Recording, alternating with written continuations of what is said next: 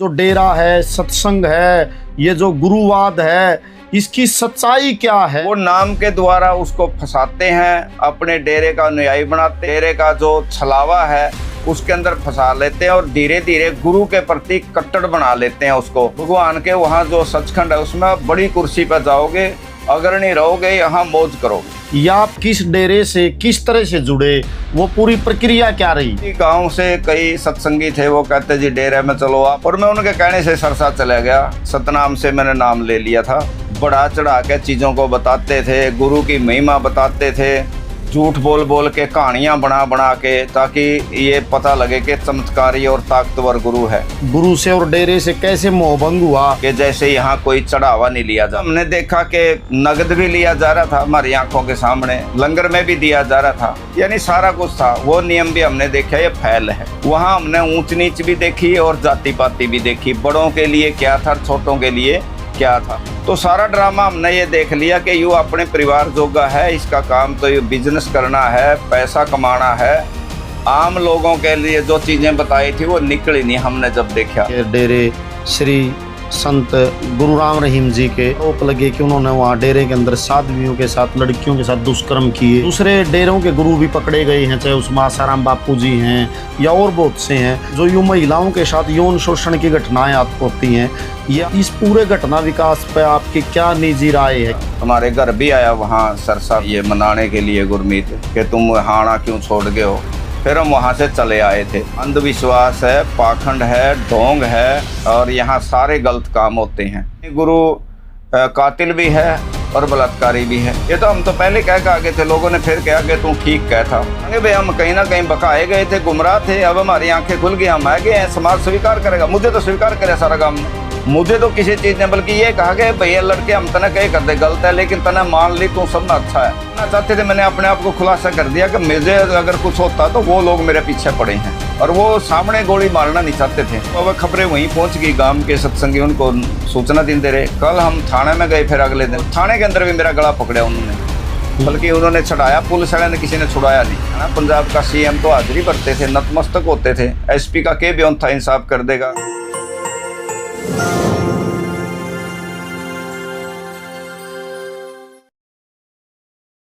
नमस्कार दोस्तों, मैं कुलदीप सिंह आपका स्वागत करता हूं। आज हम बातचीत करेंगे एक और शख्सियत के साथ, एक ऐसे इंसान के साथ जिसके पास उम्र का एक बेजोड़ तजुर्बा है। एक ऐसा इंसान जो ग्रामीण पृष्ठभूमि में पैदा हुआ, जिसने पढ़ाई की और एक सरकारी मुलाजिम के तौर पर ईमानदारी पूर्वक अपने जीवन का निर्वाह किया। एक ऐसा व्यक्ति जिसे हालात और परिस्थितियों ने अंधविश्वास की दलदल में धकेल दिया, जो अपनी मेहनत से, अपने विवेक से तरकशील बना, जो आज भी अपने सामाजिक सरोकारों को जिंदा रखे हुए है, जिसको आप देख सकते हैं, मिल सकते हैं किसी भी सामाजिक आंदोलन में। आज हमारे बीच मौजूद है रामेश्वर आज़ाद जी, जो एक बतौर पुलिस के मुलाजिम रिटायर हुए। और रामेश्वर आज़ाद जी जिला कैथल हरियाणा के कसाण गांव में जन्मे। आज हम उनसे जानेंगे उनके जीवन के एक महत्वपूर्ण अध्याय के बारे में कि वो कैसे अंधविश्वास, पाखंड के दलदल से बाहर निकले, एक तरकशील बने, एक विचारों की यात्रा उनकी जानेंगे और हम उनके अनुभवों से लाभान्वित हो सकें। नमस्कार जी। नमस्कार, आपके चैनल का धन्यवाद और आपका भी धन्यवाद, आपके दर्शकों का भी धन्यवाद। तो सर जी, जैसा कि आज विषय है जिस पर आप बातचीत करेंगे कि जो अंधविश्वास, पाखंड, गुरुवाद है, जो एक पूरे बड़े पैमाने पर आज पूरे देश में चला हुआ धर्म की दुकानदारियां और ठेकेदारियां हैं। आप इसके बारे में बहुत गहराई से जानते हैं क्योंकि आपने बिल्कुल करीब से वो ज़िंदगी जी है और देखी है। तो सबसे पहली बात तो यही है जी कि आप ये जो पूरा का पूरा ये जो डेरा है, सत्संग है, ये जो गुरुवाद है, इसकी सच्चाई क्या है, ये बताएं जी। देखिए, वैसे कोई नई चीज़ नहीं है। जो आस्तिक लोग हैं ना, हमें पहले से बचपन से पढ़ाया गया है परमात्मा की शक्ति है, भक्ति की शक्ति है, भगवान का नाम लो और भगवान में ताकत होती है, चमत्कार से बड़े बड़े रोग भी ठीक हो जाते हैं और भिखारी भी राजा बन सकता है। ये चीज़ें बचपन से बताई जाती है, दिमाग में बिठाई जाती है। तो छोटी से छोटी हमारी देखो जीवन में कठिनाइयाँ आती है, बीमारी की है, पैसा नहीं होना है, बेरोजगारी है, जो भी संसाधन है। वैसे तो ये आर्थिक है सारा कुछ, और क्यों अर्थ की कमी है तभी हम इलाज नहीं करवा पाते, तभी हम पढ़ाई में आगे सक्सेस नहीं हो पाते, कोई काम धंधा नहीं कर पाते। लेकिन फिर भी हम एक चमत्कार की उम्मीद रखे हैं तो कहीं भगवान से या धर्म से ही रखे हैं। वो जो लहर है, वो धारा है, वो पॉजिटिव है, और उसमें उसका सारा इन्होंने ले रखा है कि बने बनाया सौदा है। ये गुरु, जो डम गुरु कह ले या नकली गुरु कह ले, ये पैदा होते हैं। वो फिर राम नाम का आसरा बना के वो बताते हैं कि गुरु है जो, वो परमात्मा का भेजा हुआ है, परमात्मा ने धरती पे भेजा है कि इन रूहों को समझाओ, इनको नाम दान देकर, इनको भक्ति करा कर वापिस सचखंड में ले आओ जहाँ से ये रूहें आई है। रूह आत्मा को बोलते हैं। तो वो फिर आके यहाँ प्रचार करता है, लोगों को वह समझ आती है। यही ग्रंथ पढ़ाते हैं, कबीर की वाणी है, चाहे गुरु रविदास की वाणी है, गुरु नानक की वाणी है, रामायण के महाभारत के जो, गीता के जो दोहे हैं, वही चीज़ें उन्हीं संतों की, उन्हीं पीरों की, उन्हीं अवतारों की कहानियाँ सुनाते हैं। उसके अंदर से उसको शिष्य में डाल लेते हैं। लेकिन ये बताते हैं कि जो राम का नाम आप ले रहे हो ना, सुबह उठकर राम राम राम, शिव शिव शिव, फलाना फलाना फलाना, ये नहीं है। असल नाम तो हम बताएंगे तारे को, हमने भक्ति करी है, नाम खोजे, उस नाम से तुम्हारा उद्धार है, अदरवाइज तुम्हारा उद्धार नहीं है। तो ये वो नाम देते हैं, कोई 3 देता है, कोई 2 देता है, कोई 5 देता है। वो नाम के द्वारा उसको फंसाते हैं, अपने डेरे का अनुयायी बनाते हैं। डेरे की जो नियम है, डेरे का जो छलावा है, उसके अंदर फंसा लेते हैं, और धीरे धीरे गुरु के प्रति कट्टर बना लेते हैं उसको। पहले तो गुरु ये कहता कि मैं भगवान का नाम लेता हूँ, लेकिन जो मंडली होती है ना, जो इनका शिष्य होते हैं, जो एक उच्च मतलब इनकी वह कमेटी होती है, वो ये कहती है कि कट्टर बनो। जब तक गुरु को आप पूरी तन मन धन समर्पित नहीं करोगे ना, तब तक क्या फायदा है। अभी तो आप तो अभी भी देवी देवताओं में और दूसरी चीज़ों में पड़े हो, आप अभी भी दुनियादारी में पड़े हो। आप अपने जितना पुत्र से, पत्नी से, माँ बाप से ये करते, अपने शरीर से जितनी वो करते हो ना, आप प्यार करते हो, ये तो सारा फना होने वाली चीज़ है। आप गुरु से लिव लाओ, गुरु के डेरे में सेवा करो, गुरु से प्यार करो, गुरु का भजन करो, और गुरु के यहाँ दान दक्षिणा करो, तभी आपका जन्म सफल है। और आप भगवान के वहाँ जो सचखंड है उसमें आप बड़ी कुर्सी पर जाओगे, अग्रणी रहोगे, यहाँ मौज करोगे। तो सर जी, जैसे आमतौर पर डेरों में ये कह के ले जाते हैं भाई आप की शराब छूट जाएगी, बुरी लत छूट जाएगी। आप क्या कभी कोई शराब या नशे का सेवन करते थे, या आप किस डेरे से किस तरह से जुड़े, वो पूरी प्रक्रिया क्या रही? देखिए, मैं कभी भी ना तो मैंने बीड़ी पी, ना मैंने हुक्का पिया, ना मैं शराब पीता था। मेरे अंदर इस प्रकार की कोई बुराई नहीं थी। मैं अनमैरिड था और बेरोजगार था, 10वीं मैंने कर ली थी।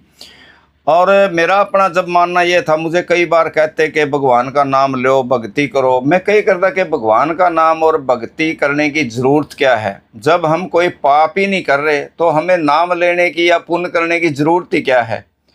देखिए, जब हम बिल्कुल साफ़ हैं, स्वच्छ हैं, हमें नहाने की क्या ज़रूरत है। अगर हम चिकड़ लगा है, गोबर में लिट रहे हैं, फिर तो नहाएं हम, यानी पाप करें फिर पुण्य करें, ज़रूरत नहीं है। लेकिन फिर भी गांव से कई सत्संगी थे, वो कहते जी डेरे में चलो, आप तो बने बनाए हो, आपने तो दारू भी नहीं छोड़नी, आपने तो अंडा मीट भी नहीं छोड़ना, आपके तो परहेज सारे, आप तो एक बेटर इंसान हो, आप बढ़िया हो, बने बनाए हो, आप चलो। और मैं उनके कहने से सरसा चला गया, सतनाम से मैंने नाम ले लिया था। और उसके बाद मैं पुलिस में लग गया था। पुलिस में लगने के बाद भी मैं अपना जो छुट्टी है या फरलो है वह सारी डेरे में लगाते थे, नियमित जाते थे, रात रात भर वर्दी पहन के वहाँ या सिविल में वहाँ ड्यूटी करते थे, सेवा करते थे, अलत गलत कोई आदमी ना आ गया हो। तो इस प्रकार के लोगों को समझाते थे, या आपकी भाषा में बहकाते थे, बढ़ा चढ़ा के चीज़ों को बताते थे, गुरु की महिमा बताते थे, झूठ बोल बोल के कहानियाँ बना बना के, ताकि ये पता लगे कि चमत्कारी और ताकतवर गुरु है। तो धीरे धीरे वो चलता रहा, उसमें हम डल गए, यानी उसके अंधविश्वासी बन गए, हम भगे उसमें, झांसे में आ गए। लेकिन आदमी दूसरों को धोखा दे सकता, खुद को नहीं दे सकता। और वो हमारे, हम अपने विवेक में अंदर तो थे, हम घर में तो बात करते थे कि ये हुआ है, कि ये हुआ है। आखिर में पता लगता जो चीज़ें वो हुई थी, जो लड़का मरा बताया था और जिंदा हो गया, वो तो जिंदा नहीं होया। तो ये चीज़ें कह दी जाती थी कि एक्सीडेंट होया 10-15, जो मर गए उनका जिक्र नहीं करते थे, हम बच्चों का जिक्र कर देते थे गुरु को बड़ा बनाने के लिए। देखिए, भगवान को आप भगवान जब बनाते हैं, बड़ा जब बनाते हैं, जब आप पॉजिटिव जो चीज़ें हैं, जो अच्छाई हैं, जो मरने से बच गए हैं, या जिनको बीमारी ठीक हो गई है, या जो लड़का जिसका पास हुआ है, जिसका नौकरी हुआ है, उसका श्रेय तो उसको देंगे। अगर मेरा लड़का फेल हुआ है, नौकरी नहीं लगा है, एक्सीडेंट में मेरा मर गया है, मेरा बिजनेस में घाटा हुआ है, फिर मैं कहता हूँ मेरे कर्म हैं ये तो सारे। अगर हम ये चीज़ें नेगेटिव और पॉजिटिव सारी चीज़ें उस पर थोपते हैं तो भगवान जीरो हो जाता है, हम हीरो बनाते हैं उसको। आप कोचिंग पे अपने बच्चे को कर रहे हो, आप महंगी कोचिंग दी है, परीक्षा पास की है, बच्चा आपका भर्ती हो गया, कहीं लग गया नौकरी में, लेकिन प्रसाद आप जाके मंदिर में बांटते हो, उसको श्रेय उसको देते हो भगवान को। अच्छा, तो आपने फिर जब डेरे में इतनी भक्ति करी, सेवा करी, आप बिल्कुल पूरे समर्पित हो गए गुरु के प्रति, तो फिर आपका आगे सच्चाई कैसे आई? आपकी आंखों में जो अंधविश्वास का पर्दा पड़ा था, ये कैसे हटा? गुरु से और डेरे से कैसे मोहभंग हुआ? उसके बाद आपको किस तरह की परेशानियां सामने आई? आपने जब सच बोला, लोगों को बताया होगा, तो आपने उस दौर में वो चीज़ें झेली भुगती हैं, वो क्या घटना विकास रही जी? देखिए, हर संगठन का, हर संस्थान का एक वहाँ कोई नियम होते हैं, जो बताया गया है उसके नियमावली होती है उसकी। जैसे यहाँ ये होता है, ये नहीं होता, वो नहीं होता, वहाँ भी एक नियमावली थी कि जैसे यहाँ कोई चढ़ावा नहीं लिया जाता, ना पर्ची रूप में, ना दान पात्र रूप में, ना पर्दे के नीचे, ना ऊपर को, ना लंगर में, ना किसी भी तरह का पैसा पाई यहाँ लिया नहीं जाता। धरती पे एक ये डेरा है। तो वहाँ जब हमने देखा कि नगद भी लिया जा रहा था हमारी आंखों के सामने, लंगर में भी दिया जा रहा था, यानी सारा कुछ था, वो नियम भी हमने देखा, ये फैल है। दूसरा ये क्या, यहाँ शेर बकरी इकट्ठे बैठते हैं, उसमें मतलब अमीर और गरीब इकट्ठे लंगर छकते हैं, कोई जाति पाति नहीं, कोई ऊंच नीच नहीं। वहाँ हमने ऊंच नीच भी देखी और जाति पाति भी देखी, बड़ों के लिए क्या था, छोटों के लिए क्या था। तो ये 2-3 चीज़ें थी बेसिक तौर पे। गुरु किन के लिए? गुरु सब के लिए बराबर है। गुरु ने अपना परिवार से भी कोई लेना देना नहीं है, लेकिन वो गुरु का अपना परिवार के ऊपर जो उसका आशीर्वाद देखा, उनका रहन सहन, उनके ठाठ देखे, उनके लिए कोठी, उनके लिए गाड़ियाँ, उनके लिए चेर उसके सदस्यों के लिए चेर सेवादार पाछे देखे उनके। तो सारा ड्रामा हमने ये देख लिया कि यूँ अपने परिवार जोगा है, इसका काम तो ये बिजनेस करना है, पैसा कमाना है। आम लोगों के लिए जो चीज़ें बताई थी वो निकली नहीं। हमने जब देखा, बुराइयां की बात है, जहाँ वो सारी बुराइयां थी, वहाँ ऐसी कोई बुराई नहीं थी जो वहाँ बुराई ना हो, लेकिन दिखावा कुछ था, कहना कुछ। जब हमने क्लोज में चीज़ें देखी, 1 साल तक तो डिस्कस किया हमने कि ये ठीक है या गलत है। अब यहाँ आके घेर हट जाता, चीज़ें देख तो ली है, हम चौकस भी बन जाते हैं। फिर ये कहते हैं ये इतना देश फिर ये बेवकूफ़ है, ये करोड़ लोग आ रहे हैं जो ये पागल हैं, तुम्हें सियाना है, ये लोग भगवान को मानने वाले पागल हैं, तुम्हें सियाना है। लेकिन ये चीज़ें चलती है, जब देखता है कि नहीं यार, आंखों से देख लिया, जब सारा कुछ मेरे पास प्रमाण है, मैं तो नहीं मानूंगा इसे। भगवान सच है या झूठ है, लोग झूठे हैं, सच्चे हैं, गणे हैं, ज़्यादा इससे कोई मतलब नहीं है। तो ये चीज़ें हमने देखी, फिर हमने रिसर्च करा, उस चीज़ से हम छोड़ कर बाहर आ गए थे। वो चीज़ें थी नहीं, होती नहीं इनके पास, और ना ही गुरु में कोई ताकत होती है, ना ही गुरु का कोई चमत्कार होता है, ना ही गुरु कोई बीमारी ठीक कर सकता है, ना ही गुरु किसी ने नौकरी लगा सकता है, यानी कोई भी ऐसी इनके पास करामात भक्ति की, भजन की होती नहीं। अच्छा, तो अब बात करते हैं इस पर अगले सवाल पे जी। जैसे आपने ये देखी भी, जैसे कि मतलब जब ये आप जिस डेरे के अनुयायी थे, सिरसा के डेरे श्री संत गुरु राम रहीम जी के, उन पर आरोप लगे कि उन्होंने वहाँ डेरे के अंदर साध्वियों के साथ, लड़कियों के साथ दुष्कर्म किए, उसका ट्रायल हुआ, उनको सज़ा भी हुई।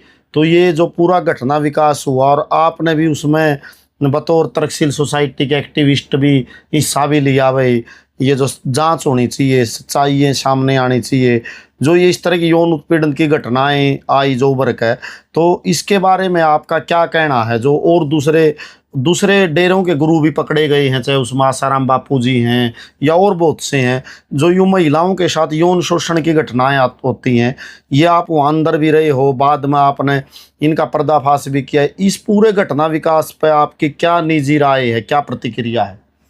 देखिए, जब हम वहाँ 2000 से हमारा मोबंग हो गया, 2001 से हम आगे थे, उड़ाते मतलब जींद आगे थे, छोड़ के आगे थे। उसने हमारे को बुलाया भी गया, हमारे घर भी आया वहाँ सरसा में ये मनाने के लिए गुरमीत कि तुम हाड़ा क्यों छोड़ गए हो। फिर हम वहाँ से चले आए थे और आने के बाद हमने ये चीज़ों प्रचार किया कि कुछ नहीं है, वहाँ अंधविश्वास है, पाखंड है, ढोंग है और यहाँ सारे गलत काम होते हैं। लेकिन 2002 के अंदर तो रोड़ा ही पड़ गया, मुकदमे दर्ज हो गए, सीबीआई जांच शुरू होगी और आगे चल के तो आपने पता बलात्कार की भी पुष्टि हुई। वह साध्वी भी आई जिनके साथ बलात्कार हुआ, उन्होंने बयान भी दिए, बाकायदा उनमें सज़ा भी हुआ, मर्डर भी हुए, मर्डर में इन्वेस्टिगेशन में पकड़ा भी गया और कोर्टों में सज़ा भी हुई। प्रूफ तो सारे हो गए थे, यानी गुरु कातिल भी है और बलात्कारी भी है। ये तो हम तो पहले कह के आगे थे, लोगों ने फिर कहा कि तू ठीक कह था। और 2002 में हम तर्कशील सोसाइटी से जुड़ गए थे, क्योंकि तर्कशील सोसाइटी भी यही बात कह रही थी कि बाबा है, कोई चमत्कारी पुरुष नहीं है।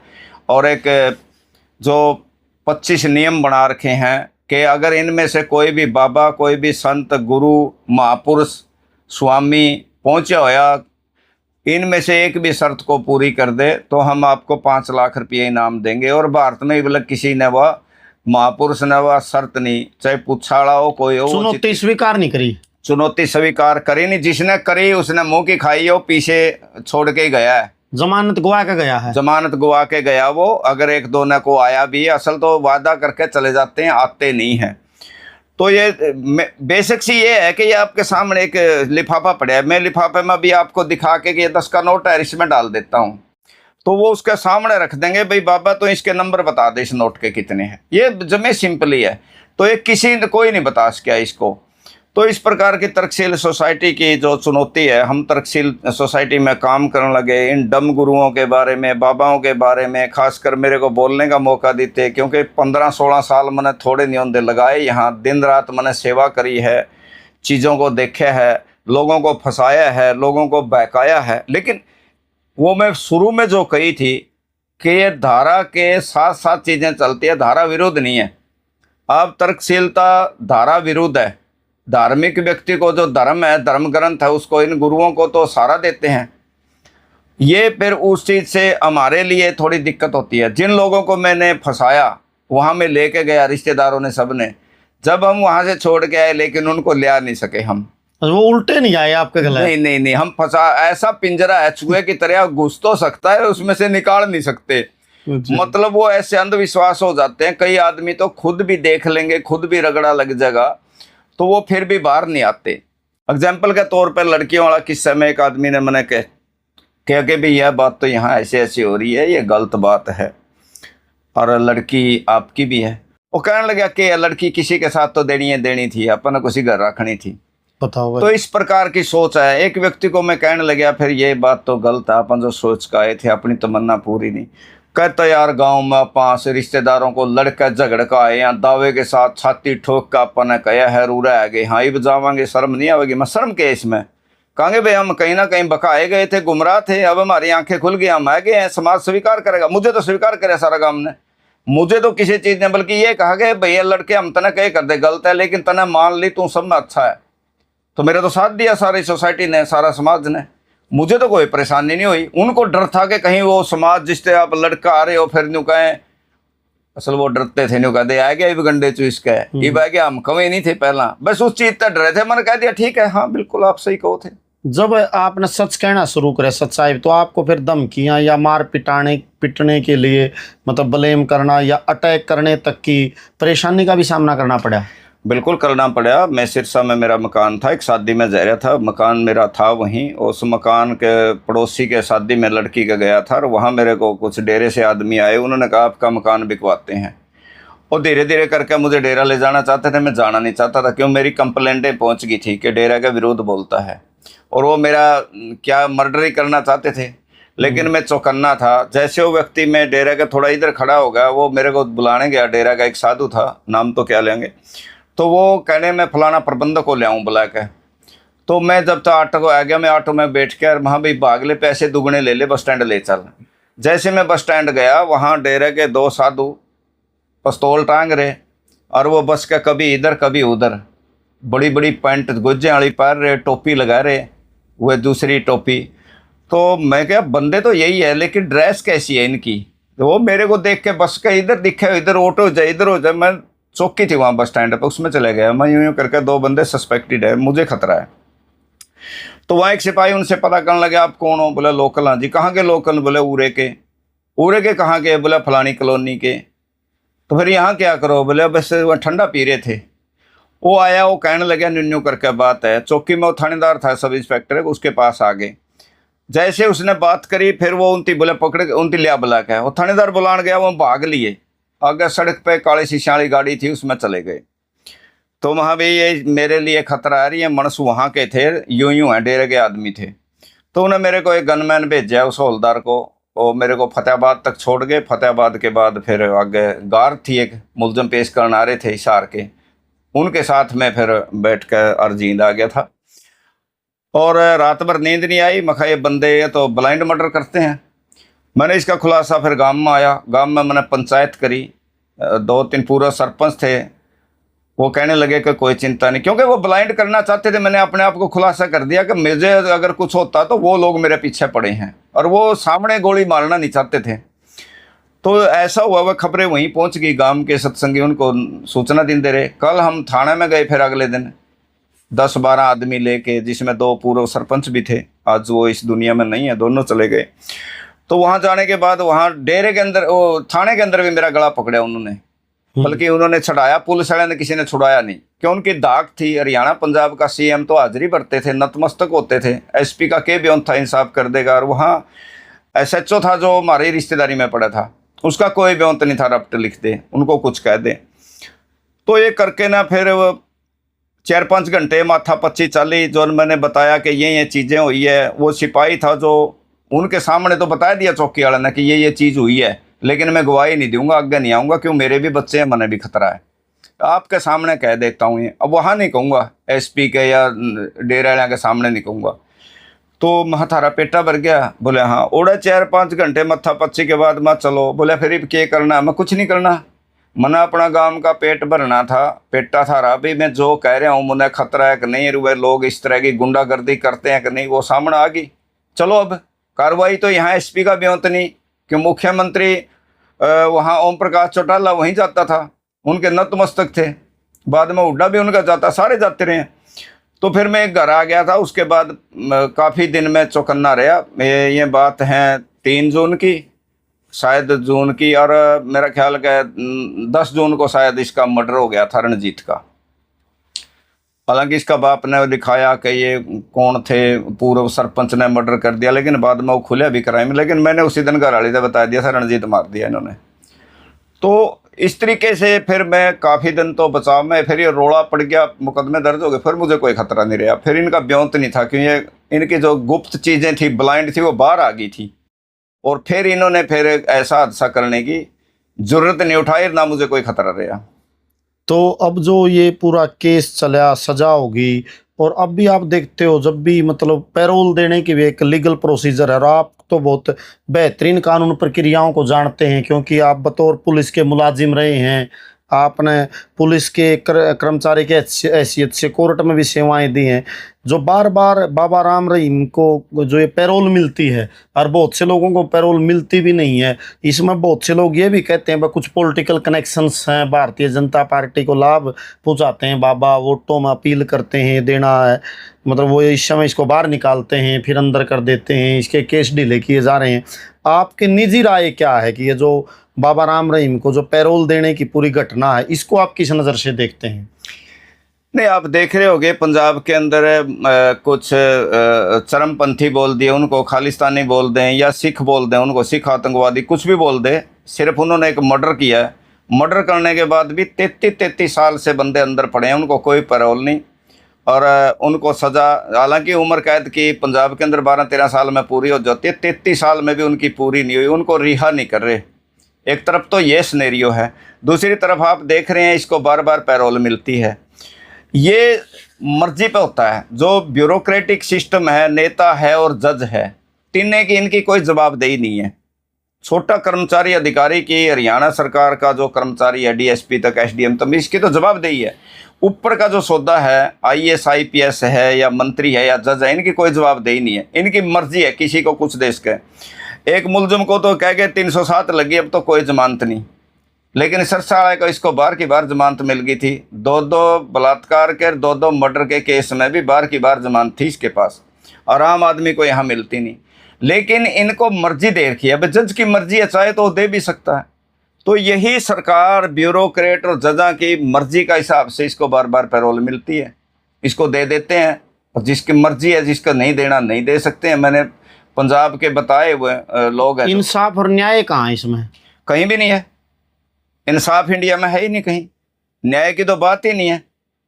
अच्छा, एक अगला सवाल और है जी इसी तरीके से मेरा आपसे, जो ये अंधविश्वास और पाखंड है, ये जो अपने भारतीय जनमानस पे, अपने हिंदी भाषी प्रदेशों में हरियाणवी आवाम के दिमाग पे लगातार जमता रहता है। जैसे अभी भी आप देखेंगे, सामने के महीने में सैकड़ों हजारों लाखों युवा कावड़ लेने के लिए हरिद्वार जाते हैं, फिर वो गुग्गा मैडी का नहीं भाग लेते हैं, फिर बालाजी महाराज का नहीं भाग लेते हैं, गाँव में चौकी बैठती हैं, जगराते सत्संग होते हैं, एक पूरा का पूरा उद्योग और एक बाजार खड़ा हो गया।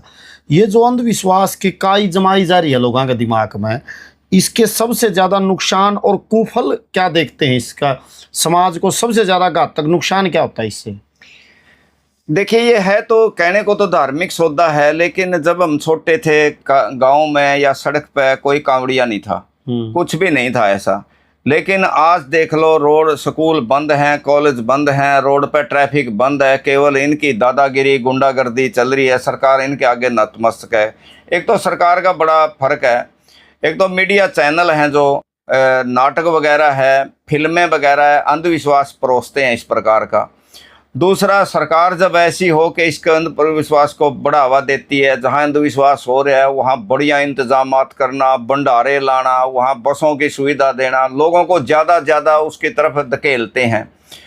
तो अब ये जो कावड़ है, इसके लिए भी सरकार दोषी है। सरकार ने इतनी छूट दे रखी है, इसको बना दिया सावन महीने को कावड़ महीना। हमारा हरियाणा में तो कोथड़ी वाला महीना कहे करते, छोरियाँ कोथड़ी दिए करते। कोथड़ी तो कहीं नाटका में कह के बेबे पूछे भाई तो कोड़ लेने गया, कोथड़ी कौन देगा। यानी एक और फजूल का धंधा बना दिया। इसमें हर साल कितने युवा तो मौत के घाट, कोई डूब के, कोई एक्सीडेंट के मरते हैं, कितने हादसे होते हैं, कितने लोगों का जरूरी काम जो मेन रोड से जा रहे हैं, जीटी रोड से, रोड बंद कर दिया गया, उनको लॉस हो रहा है। और अंधविश्वास ही अंधविश्वास है। ये सरकारों की देन है। सरकार चाहे तो इसको रोक दे, लेकिन सरकार बढ़ावा दे रही है, और इससे समाज को बौद्धिक स्तर तो रहे नहीं, छोड़े नहीं इसने, मतलब सारा भक्तिमय बना दिया है। जो सरकार के भ्रष्टाचार है, नाकामियां है, बेरोजगारी है, महंगाई है, सारी चीज़ से ध्यान हटाने के लिए धर्म का, दूसरे धर्म का, जाति का इस तरह एंगल देकर ना इन लोगों को दूसरे पासे लगा रखे है, ताकि इनको पता ही ना चले कि बेरोजगारी क्या है, आपकी रसोई में क्या है, आपके खेत में क्या हो रहा है, आपकी नौकरी में क्या हो रहा है। हर चीज़, धंधे को चौपट कर दिया इन्होंने, हर चीज़ को केवल अंधविश्वास के इसमें दलदल में धकेल दिया। तो एक सवाल और है जी, जैसे कोई भी व्यक्ति, कोई भी नौजवान, लड़का लड़की, वो वैज्ञानिक चेतना कैसे ग्रहण करे, तर्क कैसे हो, सच्चाई का हक में, न्याय का हक में, इंसाफ का हक में कैसे खड़ा हो, उसकी एक दृष्टि कैसे विकसित हो है। जब आपका चुकरदा, जब धर्म के ढोल बाज रहे हों, आपको हर चीज़ मतलब वैज्ञानिक चेतना से दूर ले जा रही हो, आज आपका परिवार का वातावरण, गांव का वातावरण, सत्ता, हर चीज़, तो इन हालात में एक व्यक्ति की वैज्ञानिक चेतना कैसे विकसित हो सकती है? उसका क्या मैकेनिज्म, के तरकीब, के विधि हो उसका आपकी नज़र में? देखिए, चीज़ों को सही रूप में देखना होगा। अगर आपको ये कहता है कि आप कावड़ ले आओ, आप डेरे में चले जाओ, आपका ब्याह हो जाएगा, भी ना तो कावड़ में उड़ा हरिद्वार पे छोरी बैठी, ना किसी डेरे में छोरी बैठी भी जाते उड़ाता अपना ब्याह हो जाएगा, ब्याह नहीं होता। ना नौकरी का कोई सिस्टम, मुख्यमंत्री ना तो डेरे में बैठा, ना मुख्यमंत्री कावड़ वाले पे उड़ा हरिद्वार तीर्थ पे बैठा, सिस्टम करेगा इसको। युवाओं को ये सोचना होगा। आपका जो मीडिया है, आपका जो इतना नेटवर्क खड़ा है मीडिया का, जो सोशल मीडिया पे कुछ भी देख सकते हो आप देखो, सभी चीज़ें देखो। ये नहीं कि आप फलानी चीज़ ना देखो, कावड़ ना देखो, गुरु वाला के सत्संग ना देखो, हर चीज़ देखो। फिर बैठ के अपना मंथन करो, सही क्या है। ये जो कह रहा है कि बिना दुआई के झाड़े में छू मंत्र कर दूंगा रोग को, दूसरी तरफ आपको लैब पे सर्च करो, लैब ये कह रही है कि कोई गांठ कैसे बनती है, इसका इलाज कैसे होता है, डॉक्टर कैसे करता है, और उसके बिना ये हट नहीं सकती। तो चीज़ों को देखोगे ना, तो इसके अंदर अपने ऊपर अगर वैज्ञानिक जो चीज़ें हैं, वैज्ञानिक जो चेतना है, विज्ञान की जो खोज है, विज्ञान ने जो कितनी चीज़ें यहाँ प्रसारित है इस पर, अगर हर चीज़ पर जो उसका चमत्कार बताया है विज्ञान में टटोलोगे तो उसका आपको सच्चाई मिल जाएगी। तो युवा ज़्यादा से ज़्यादा इन अंधविश्वासों को छोड़ कर अगर दूसरी चीज़ों को देखेंगे, चेतना की जो चीज़ें हैं, विज्ञान क्या कहता है, तो इन चीज़ों से ऑटोमेटिक ही बचा जा सकता है। एग्जाम्पल भी देखोगे आप, उदाहरण भी देखोगे, और इतिहास को भी अगर फरोलोगे, सही नज़रिए से देखोगे इतिहास में भाई झूठ क्या है और सच क्या है, तो इस चीज़ें सारी समझ में आ जाएगी। जी, एक सवाल और है जी, जैसे आमतौर पर बहुत से ऐसे दावे किए जाते हैं भाई फला जगह में फलावा बच्चे ने पुनर्जन्म लिया है, वो बच्चा भी ये बताता है भाई मैं पिछला जन्म में वहाँ पर वो व्यक्ति था। मीडिया में, अखबारों में ऐसी खबरें छपती हैं, घटनाएं आती हैं। अब तो यूट्यूब और फेसबुक या चैनलों पर भी दिखाया जाता है पुनर्जन्म की घटनाएं। आपकी निजी राय क्या है भाई, जो पुनर्जन्म की घटनाएं होती हैं इनकी सच्चाई क्या है, क्या पुनर्जन्म होता भी है, आपका क्या कहना है? बिल्कुल, पुनर्जन्म जैसी कोई भी चीज़ नहीं है, ये 100% झूठ है। तर्कशील सोसाइटी सैकड़ों ऐसे केसों पे जा चुकी है, कोई साबित नहीं हुआ जिसमें से भी आत्मा का कोई इस तरीके का आत्मा होती है या कोई पुनर्जन्म होता है। ये सारी फेक होती है।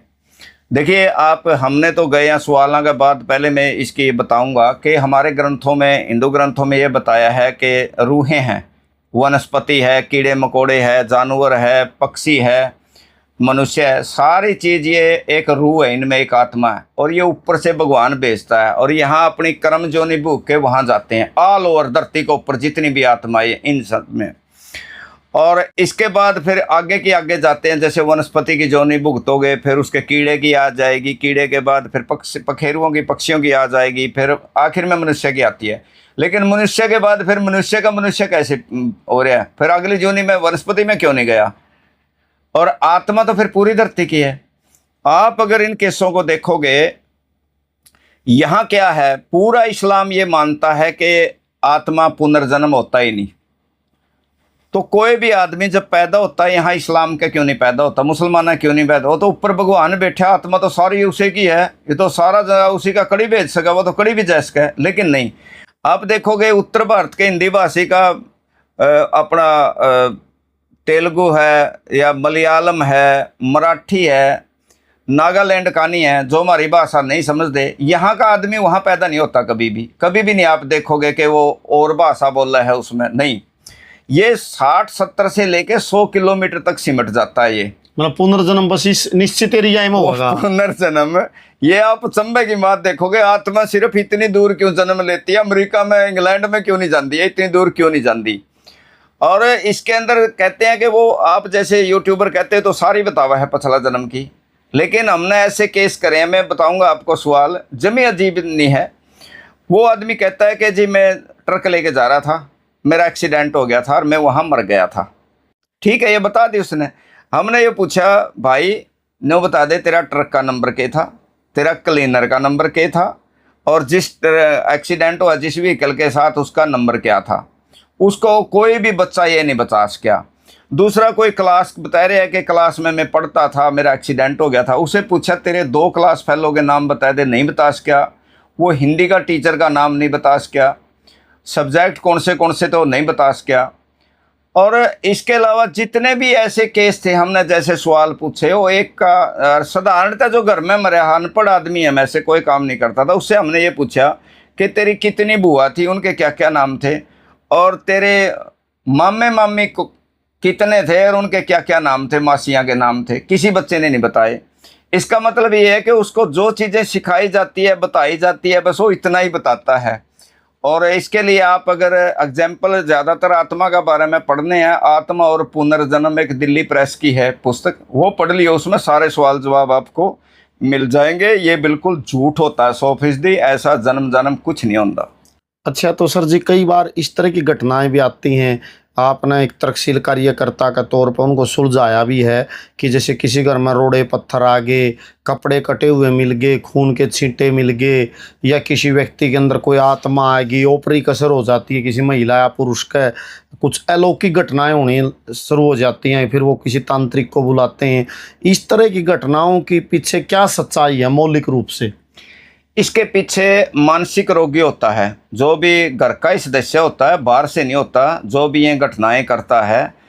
और उसके अंदर ये मान के चलो, वैसे घर की कोई बहू है, एक बहू, घर में 3 बहू है, एक बहू बड़ी बहू है, उसका घर वाला तो मतलब सारा फ्रूट ले आता है, उसके लिए अच्छे कपड़े ले आता है। छोटी बहू कोई सा धंधा करती है, सारा दिन काम पीटती है, पर उसके लिए कोई फ्रूट या अच्छे कपड़े या कोई फुर्सत नहीं है।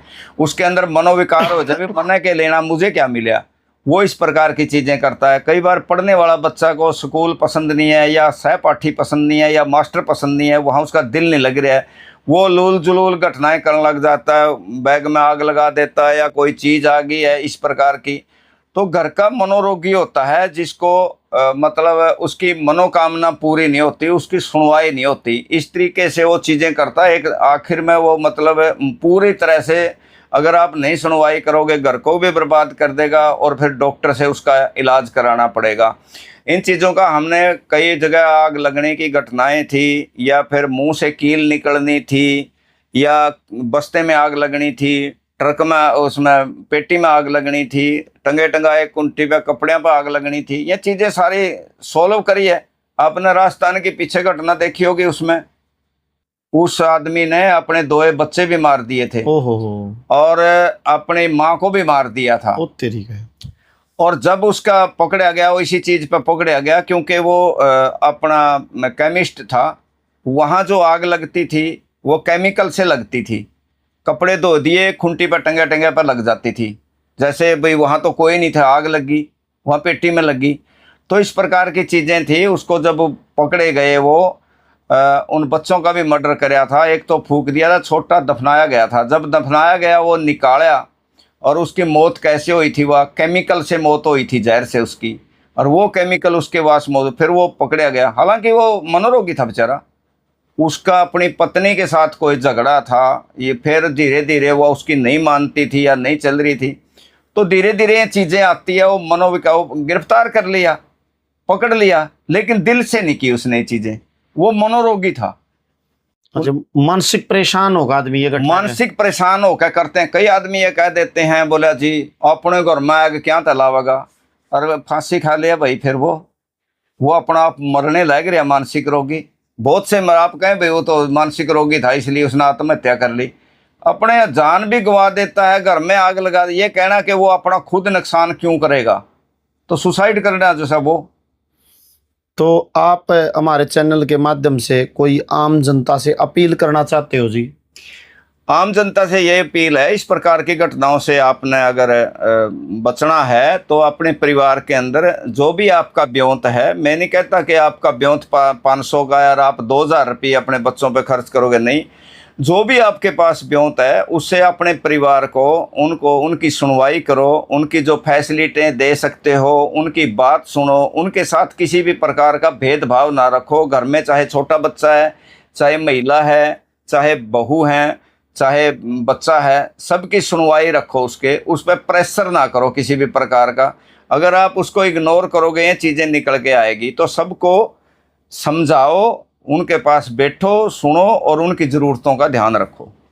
तो आज आपने सुनी श्री रामेश्वर आज़ाद जी के विचार, जिन्होंने बड़े ही बेबाक तरीके से, बेलाग तरीके से, पूरी स्पष्टता के साथ साधारण शब्दों में हमें समझाया, पूरी अंधविश्वास के मकड़ जाल को हमारे बीच में रखा।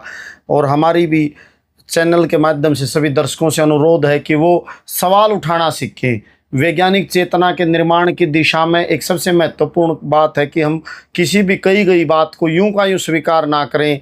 किसी धर्मशास्त्र की बात हो, किसी बाबा की बात हो, उस पर चिंतन मनन करें, सवाल उठाएं। सवाल उठाने से ही हम सच्चाई की दिशा में आगे बढ़ सकते हैं। और हमारा चैनल पर आपने समय दिया, हम आपका भी धन्यवाद करते हैं जी। और सभी दर्शकों से भी अनुरोध है कि वो कमेंट सेक्शन में जाकर अपनी प्रतिक्रिया दें। आप सभी का बहुत बहुत धन्यवाद।